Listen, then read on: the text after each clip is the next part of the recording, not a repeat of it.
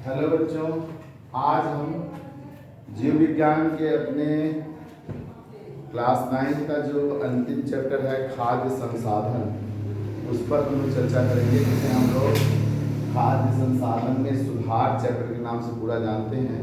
तो इसको अंग्रेजी में कहते हैं इम्प्रूवमेंट्स इन फूड रिसोर्स। फूड के जो स्रोत हैं, भोज्य पदार्थ के स्रोत हैं, उसमें हम क्या सुधार कर सकते हैं, उसके बारे में हमें पढ़ना है। तो सुधार में बहुत सारे पॉइंट्स पर ध्यान देने होंगे। थोड़ा यह चैप्टर आपको भारी लग सकता है, लेकिन आप जान लीजिए कि किसी भी देश का यह सबसे प्रमुख कार्य है। मानव की सभ्यता से यह प्रक्रिया शुरू हुई है।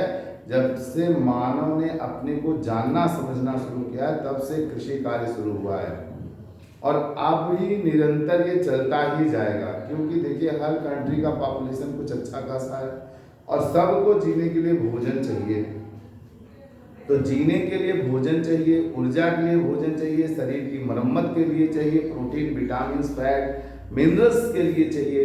तो हमें भोजन के लिए खेती बाड़ी करनी ही करनी पड़ेगी। और जितने बड़े लोगों को आप देख रहे हैं कि ये लोग खेती बाड़ी नहीं करते, तो वो पैसे के बल पे खेती बाड़ी करवाते हैं। उनके बड़े बड़े फार्म हाउस होते हैं। मैंने अभी धर्मेंद्र जी का फार्म हाउस देखा है, आप यूट्यूब पर देख सकते हैं। लोनावाला में उनका फार्म हाउस है। बॉम्बे से 200 किलोमीटर की दूरी पर है लोनावाला। वहाँ पर उन्होंने अपना अच्छा सा एक मकान बना रखा है, और वहाँ पे बहुत सारे खेती बाड़ी करते हैं, बहुत सारे जानवर पाल रखे हैं। वहाँ पे आदमियों को लगाया है। जब जाते हैं तो खुद आनंद लेते हैं उसका, और नहीं है तो वो लोग खाते पीते हैं अपना, ठीक, या सेलिंग करते हैं। अच्छा खासा प्रोडक्शन होता है उनका। तो भैया, मैं आप लोगों से भी कह रहा हूँ कि खेती बाड़ी के लिए जरूर अपने जमीन जायदाद को बचा के जरूर रखिए। क्योंकि जो ग्लोबल, देखिए, भारत का जो मैप है ना, वो एक भी इंच स्ट्रेचेबल नहीं होने वाला। नॉर्थ टू साउथ, ना ही ईस्ट टू वेस्ट, बल्कि आपके भारत की जमीन को चाइना ने कुछ कब्जा किया है, ठीक है। और भारत में बहुत सारे अदर कंट्री के लोग आके डटे जा रहे हैं, just like to the Bangladesh. कुछ पाकिस्तान से भी आ जाते हैं, श्रीलंका वाले भी आ जाते हैं, कुछ ऐसे, मतलब जो हमारे नेबर कंट्रीज हैं, नेपाल वगैरह से भी आ जाते हैं।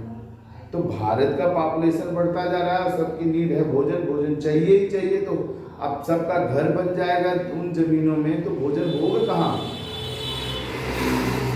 तो फूड प्रोडक्शन का फॉर्मेशन होगा कहाँ? कहाँ से हम फसलें पैदा करेंगे? और जो भी आजकल के लड़के पढ़ लिख रहे हैं, कुछ थोड़ा सा भी पढ़ लेते हैं ना, खेती की तरफ कोई नहीं जाना चाहते हैं। उनको मिट्टी कीचड़ में गेहूं की पलेवा देना है, धान लगाना है, या कटाई करनी है, बुआई करनी, उनमें इंसर्ट होता है।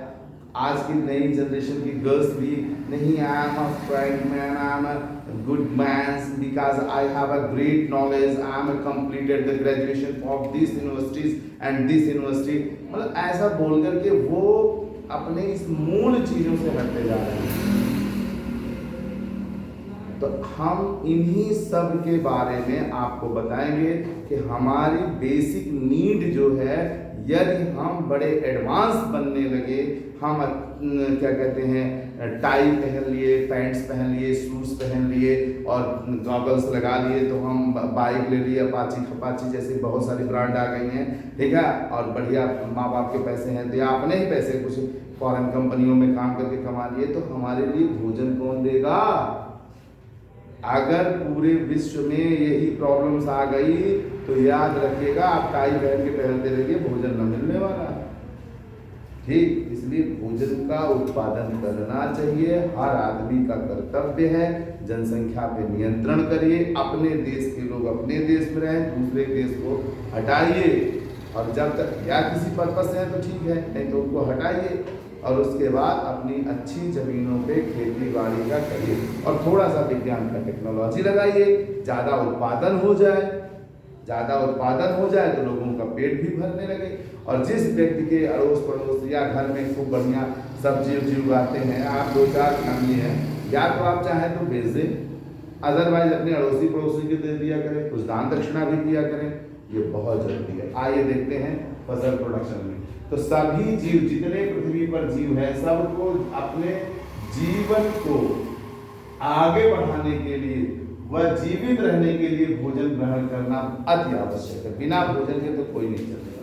पहले मानव अपना भोजन कंदमूल, फल और जानवरों के शिकार से प्राप्त कर लेता था, जब सभ्यता नहीं थी। लेकिन फिर धीरे धीरे मानव ने सभ्यता के विकास के साथ साथ कृषि पर भी अपना कार्य बढ़ाया। और कृषि पर जब उसने कार्य बढ़ाया तो देखा क्या, उसे वृद्धि, विकास, वरिष्ठ ऊर्जा प्रदान करने तथा रोगों से मुक्ति के लिए, इन सभी क्रियाओं को सुचारू रूप से चलाने के लिए ऊर्जा चाहिए। और यह सारे ऊर्जा या प्रोटीन, विटामिन हमको मिलते कहाँ से हैं? भोजन से। तो भोजन हमारी प्रमुख नीड है। इसीलिए मैं बार बार बोलता हूँ, कुछ लोग कहते हैं कि भोजन को कम करिए।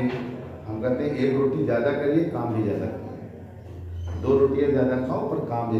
वो शहर वालों के पिज्ज़ा, पास्ता, इससे हमको फूड एनर्जी तो मिल जाती है, न्यूट्रिशंस नहीं मिलते हैं। दाल, चावल, रोटी, सब्जी, इन सब चीज़ों में जो चीज़ें हैं वो उनमें नहीं है, मॉडिफाइड किया गया है उनको, उसमें कुछ भी नहीं है। इनकी तरफ है, इनसे हमारे शरीर को ये सारी चीज़ें मिलेंगी। ठीक, फिर कह रहा भोजन से हमें और क्या प्राप्त होते हैं? प्रोटीन्स। हमारी बॉडी में कहीं चोट लग जाए, टूट फूट जाए, उसको बनने में कौन मदद करता है? प्रोटीन्स। कार्बोहाइड्रेट स्वस्थ रखता है। 6 पैक बनाने के चक्कर में 2 रोटी खाते जाओ और आपका पैक एक न बने, और पता चला मान लो बन भी गया तो मान लो कभी कोई बीमार हुए, लड़ गए या कोई प्रॉब्लम हुई, 4 दिन के लिए भर्ती हुई, तो आपकी बॉडी में ऊर्जा ही नहीं है, एनर्जी नहीं है, 5वें दिन आप कोमा से ऊपर बिना टिकट के।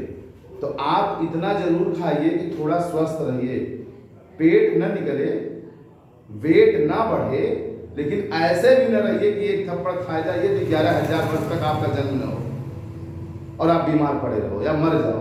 तो आप एक नीड भर खाइए। हमारे क्लास में एक लड़की है, दिन भर खाती रहती है, इंच भर नहीं मोटी होती है। ये अलग बात है कि उसका मेटाबॉलिज्म बहुत अच्छा है, ठीक है, उसका उपापचय क्रिया बहुत अच्छा है, जितना इनकमिंग है उतना आउटगोइंग है, बाहर कर देती सही, तो सही है। लेकिन बस हाँ, जरूर भोजन लीजिए, काम करिए, मेहनत करिए, ठीक। तो भोजन हमें प्रोटीन देता है, कार्बोहाइड्रेट हमें शरीर की हेल्थ देता है, फैट जिसे कहते हैं वो कार्बोहाइड्रेट कहते हैं, ये हमें आलू वगैरह से मिलता है, ये हमारी बॉडी को मेंटेन करता है, ऊर्जा का यह प्रमुख स्रोत है। वसा इससे ज़्यादा ऊर्जा देता है, कार्बोहाइड्रेट से भी ज़्यादा देता है। विटामिन हमारे वृद्धि के लिए, हमारे हेयर के लिए, हमारे आइज के लिए, हमारे बोन्स के लिए इनकी बहुत ज़रूरत पड़ती है। इनकी बहुत अल्प मात्रा ही चाहिए, लेकिन चाहिए जरूर। खनिज लवण ये हमारे बॉडी को मेंटेन करते हैं, ये भी। जल तो जीवन है, आपकी पूरे शरीर का 80% जल ही है। पौधे अपना भोजन स्वयं बनाते हैं, इसीलिए वे प्रकृति से सब कुछ ग्रहण करते हैं। प्रकृति से किससे?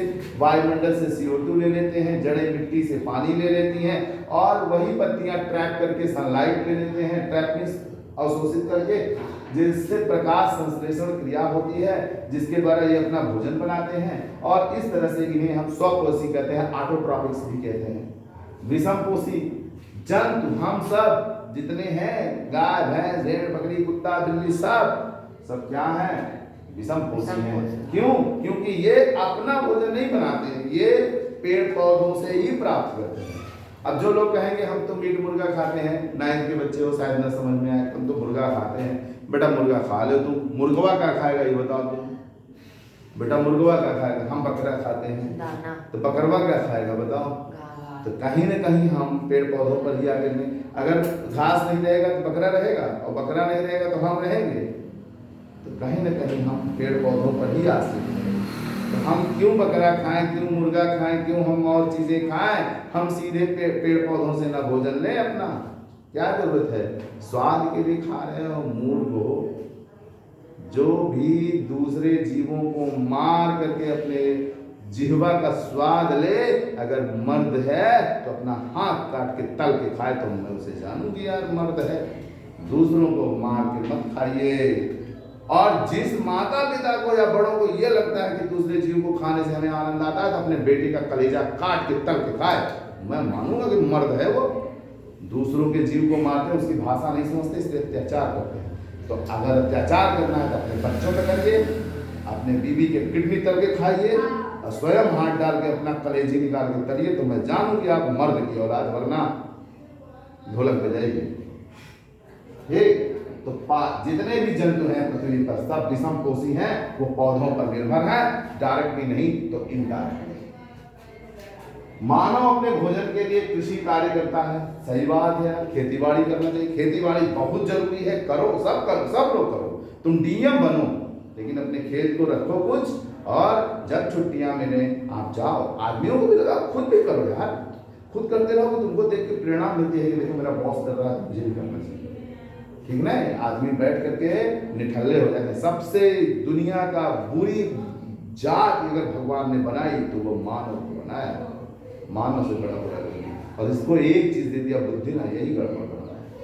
इसलिए खेती करिए, ज्यादा एडवांस मत बनिए, बड़े बड़े एडवांस भी काम करते हैं। तो मानव अपने भोजन के लिए कृषि कार्य करता है, जो मानव का सबसे प्रमुख कार्य माना जाता है।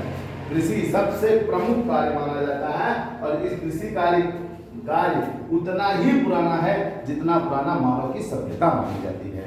ठीक, फसल उत्पादन को हम लोग फार्मिंग या एग्रीकल्चर कहते हैं। एग्रीकल्चर लैटिन वर्ड से आया है। एग्री मीन्स होता है फील्ड्स, कल्चर मीन्स होता है कल्टीवेशन, अर्थात कृषि शब्द से बना है ये। ठीक, अब आइए कृषि शब्द इसी से बना है। मानव एक सर्वाहारी जीव है। मानव क्या है? एक ऑम्निवोरस, जो सब कुछ खा जाए। मानव सब कुछ खा जाए। हम पहले नहीं खाते थे, कुछ लोग कहते हैं कि पहले से मीट खाते थे, जानवरों को मारकर। अरे यार, तब तो हम बुद्धिजीवी नहीं थे ना, तब तो हमारे दिमाग नहीं था, असभ्य थे, नंगे घूम रहे थे। आज फिर आप नंगे घूम रहे हैं, बशर्ते ये है कि एक बित्ते के कपड़े लगा लेते हैं सिर्फ सेंटर पोजीशन पर ना। गाना देखिए गोवा वाले बीच में, गोवा वाला सीन जब शुरू होगा तो बस 2 ही कपड़े की जरूरत होती है, उतना कपड़ा जितने से हम अपनी साइकिल और बाइक पहुंचते हैं, उतने कपड़े में आपके बदन ढक जाते हैं। बाप रे बाप। तो ये क्यों? हम वहीं पे जा रहे हैं ना। मूर्ख, ज्यादा पढ़े लिखे लोग भी मूर्ख होते हैं, ऐसा कहावत है। वैसे वहीं जा रहे हैं, फिर असल जहाँ से हमारी शुरुआत हुई थी वहीं पहुंच रहे हैं। घबराएंगे। और ऐसे लोगों को आज के समाज का एडवांस बोला जाता है, एडवांस बोला जाता है। गोवा में पहुंच जाएंगे या कहीं ऐसे समुद्र के बीच में पहुंच जाएंगे तो यही सब करते हैं। नेकेट हो गया कि बदल पत्ती जैसा कपड़ा पहनेंगे, हो गया, कहेंगे हम एडवांस, यार एडवांस ठीक हो गया, नंगे हो जाओ एडवांस। प्रभु नहीं, सारा चीज मिलेगा, कपड़े भी पेड़ पौधे ही देते हैं, घबराओ मत, वहां से ही बताना। तो मानव सर्वाहारी है, सर्वाहारी अभिशत मानव को लग रहा है। मैं आपसे हाथ जोड़ के विनती करता हूँ, मानव को शाकाहारी करिए, सर्वाहारी मत करिए, शाकाहारी करेंगे। ठीक, पादप जब भोजन के स्रोत हो, पादप जब भोजन के स्रोत होते हैं तो कौन से तरीके से होते हैं? जैसे भोज फसल के रूप में, पहला अनाज, सीरियल्स, दाल्स, पल्सेस, तिलहन, ऑयल सीड्स, फसल, फ्रूट्स, सब्जियां, वेजिटेबल, मसाले, स्पाइस, जड़ी बूटियां, हर्ब्स आज फूड क्रॉप में आते हैं। चारा वाली फसलें, जानवरों को जो हम खिलाते हैं, तो हमने थोड़ा थोड़ा लिखा है, इतना काम भर का बहुत हो जाता है। बरसीम, जई, ज्वार, ओट, ज्वार को सारगम कहते हैं, जई को ओट कहते हैं, इत्यादि चारा वाली फसलें हैं। और भी हैं, बस 2-4 अभी आगे चलेंगे, एक एक करके हेडिंग करेंगे बड़ा, तो आपको बताते हैं।